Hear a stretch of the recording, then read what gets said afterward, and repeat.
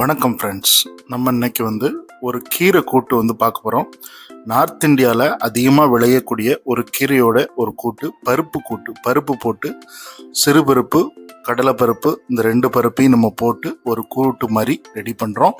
இதுக்கு white rice கூட வச்சு சாப்பிட்றதுக்கு ரொம்ப அருமையாக இருக்கும். இதுக்கு நான் பருப்பு, சிறுபருப்பு, கடலைப்பருப்பு இதை நான் அவிய போட்டிருக்கேன். மஞ்சள் பொடி, காயம் போட்டு காய்கறிகள்லாம் எடுத்துட்டேன். இதுதான் அந்த கீரை. இந்த கீரையோட பேர் எனக்கு சரியாக தெரியலை. இருந்தாலும் இது நார்த் இந்தியாவில் அதிகமாக விளையக்கூடியது. கீழே ஒரு சின்ன கிழங்குலாம் கூட இருக்கும். வேறு பகுதி வேற நம்ம வெட்டி கூட சாப்பிடலாம். ரொம்ப நல்லாயிருக்கும். கீழே பார்த்திங்கன்னா ஒரு எப்படி சொல்கிறது, சிவப்பு கலரில் வேர் இருக்குது. ஸோ இந்த இலை ஆனால் பாலக் இல்லை, முள்ளங்கி கீரை கூட இல்லை. ஆனால் இது ஏதோ ஒரு கீரை, எனக்கு பேர் தெரியல. ஆனால் அங்கே எல்லாரும் விரும்பி சாப்பிடுவாங்க. அதனால் நானும் வாங்கி சாப்பிட்றேன். ஸோ இப்போ நம்ம அதுக்கு தேவையான உப்பு, மஞ்சள் பொடி எல்லாமே நான் எடுத்து வச்சுருக்கிறேன். இப்போ நான் காய்கறி எல்லாம் வெட்டிட்டேன். ஸோ இப்போ நான் அடுப்பில் வாணலியை வச்சுட்டு நான் கடுகெண்ணெய் தான் யூஸ் பண்ணுறேன். அதிகமாக எனக்கு கடுகெண்ணெய் தான் யூஸ் பண்ண பிடிக்கும். கடுகெண்ணெய் ரொம்ப நல்லதுங்க. எல்லாருமே யூஸ் பண்ணி பார்க்கணும். கடுகெண்ணெய் ஒரு ரிச் டேஸ்ட்டை நம்ம செய்யக்கூடிய அந்த சமையலுக்கு கொடுக்கும். இதில் பார்த்தீங்கன்னா கொஞ்சம் உளுந்தம்பருப்பு, ஜீரகம், இவ்வளோதாங்க. இந்த ரெண்டையும் நான் போட்டு தாளிக்கிறதுக்காண்டி ரெடி பண்ணுறேன். அடுத்து வெங்காயத்தை போட வேண்டியதான். வெங்காயத்தை போட்டு கொஞ்சம் வசக்க வேண்டியதான்.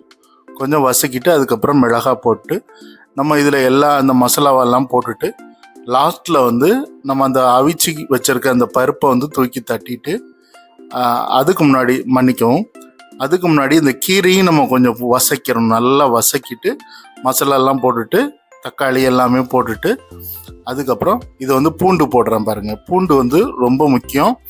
இந்த பருப்பு இதெல்லாம் நம்ம அதிகமாக போடுறதுனால கண்டிப்பாக பூண்டு சேர்த்துக்கோங்க. பூண்டு எல்லாத்துக்குமே உடம்புக்கு நல்லது, வாயுவுக்கு நல்லது.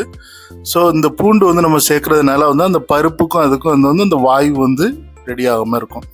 சரி, இந்த மாதிரி பருப்பு, கீரை இதெல்லாம் நம்ம செய்யும்போது காயம் சேர்த்துக்கோங்க. காயம், பூண்டு இதெல்லாம் சேர்க்கணும். ஸோ நல்லா வெங்காயம் இது எல்லாமே நல்லா வசங்கிருச்சு. ஸோ இந்த டைமில் தான் நான் மிளகாய் போட்டிருக்கேன். மிளகாய் 2 மிளகாய் போட்டால் போதும். ஏன்னா நம்ம கொஞ்சம் காரப்பொடியும் நம்ம போடுறோம். இப்போ அடுத்தால தக்காளி கொஞ்சம் நல்லா கட் பண்ணி போட்டுங்க. என்னையை கேட்டிங்கன்னா அந்த தக்காளி வேகிறதுக்கு ரொம்ப நேரம் ஆயிடுச்சு. எதனாலன்னா இது பெங்களூர் தக்காளி, கொஞ்சம் கல் மாதிரி இருந்தது. ஸோ மேக்ஸிமம் தக்காளியை யூஸ் பண்ணணும்னு நினைக்கிறவங்க நல்லா அடித்து யூஸ் பண்ணுங்கள். மிக்சியில் அடித்து யூஸ் பண்ணுங்கள். இதில் கொஞ்சம் நான் தண்ணி விட்டு கொஞ்சம் நேரம் வேக வச்சேன். தண்ணியில் அந்த பருப்பு வேக வச்ச தண்ணியில் கொஞ்ச நேரம் அதை அப்படி நான் வேக வச்சேன். ஏன்னா அப்போ தான் அது நல்லா தக்காளி வெந்த பிறகு தான் நம்ம எல்லா அடுத்தடுத்த மசாலாக்களை போட முடியும். அப்போ தான் அந்த டேஸ்ட் கரெக்டாக கிடைக்கும்.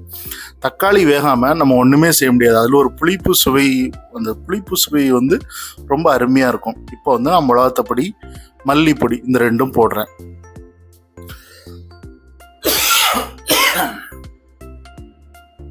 ரெண்டும் போட்டு நல்லா கிண்டி கொடுத்துட்டோம். இப்போ இந்த கீரையை வெட்டி வச்சுருக்கேன். நான் காமிச்ச கீரையை நல்லா பொடிசாக வெட்டி வச்சுருக்கிறேன். அந்த கீரையை போட்டு நம்ம இப்போ நல்லா வசக்க போகிறோம். வசக்கின உடனேயே அது சுருங்கி அதிலிருந்து தண்ணி வர ஆரம்பிக்கும். நம்ம தண்ணியே சேர்க்கக்கூடாது. நம்ம தண்ணியே சேர்க்காம அதில் இருக்கக்கூடிய தண்ணியை வச்சே நம்ம கொஞ்சம் நேரம் வேக வைக்கணும்.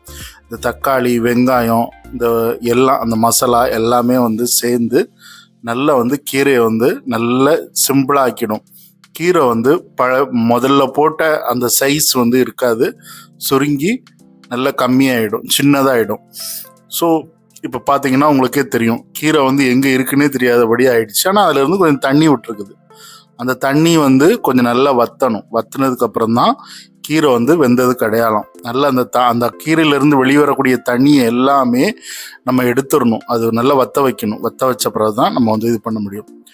இப்போ நம்ம இந்த டைமில் நம்ம பருப்பை சேர்க்கலாம். அவிச்சு வச்சுருக்க பருப்பு, சிறுபருப்பு, கடலைப்பருப்பு, இந்த 2 பருப்பும் நான் சேர்த்து அவிச்சு வச்சுருக்கேன்.